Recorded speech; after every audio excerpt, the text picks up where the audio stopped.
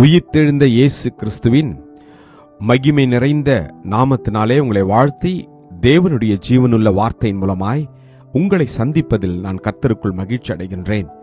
ரோமர் 6:6. நாம் இனி பாவத்திற்கு ஊழியம் செய்யாதபடிக்கு பாவ சரீரம் ஒழிந்து போகும் பொருட்டாக நம்முடைய பழைய மனுஷன் அவரோடு கூட சிலுவையில் அறையப்பட்டதென்று அறிந்திருக்கிறோம். Knowing this, that our old man was crucified with him, that the body of sin might be done away with, that we should no longer be slaves of sin. ஆமென். கர்த்தருடைய நாமம் மகிமைப்படுவதாக.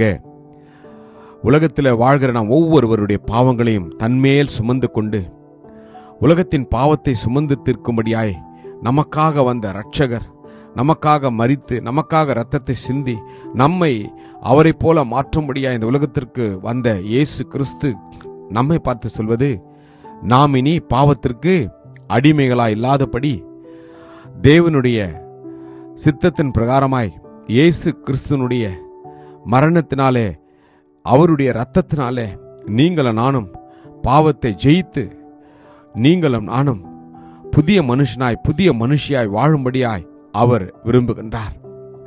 இனி நாம் பழைய மனுஷனுடைய சிந்தையின்படி வாழாதபடி, பழைய மனுஷனுடைய சித்தத்தின்படி நம்முடைய வாழ்க்கையை வாழாதபடி, நம்முடைய பார்வைகள், நம்முடைய பேச்சு, நம்முடைய நடக்கைகள் ஒவ்வொன்றிலும் இயேசு கிறிஸ்துவை போல பரிசுத்தமாய் உண்மையுள்ளவர்களாய் நீதிமான்களாய் வாழும்படி நம்மை நாம் அர்ப்பணிக்க வேண்டும். புதிய மனுஷனுக்குரிய சிந்தைகளும் புதிய மனுஷனுக்குரிய கிரியைகளும் நம்முடைய வாழ்க்கையில் இருக்க வேண்டும். பழைய மனுஷனை நாம் சிலுவையிலே அறைந்து விட்டோம் என்ற ஒரு நம்பிக்கை நம்முள் இருக்க வேண்டும்.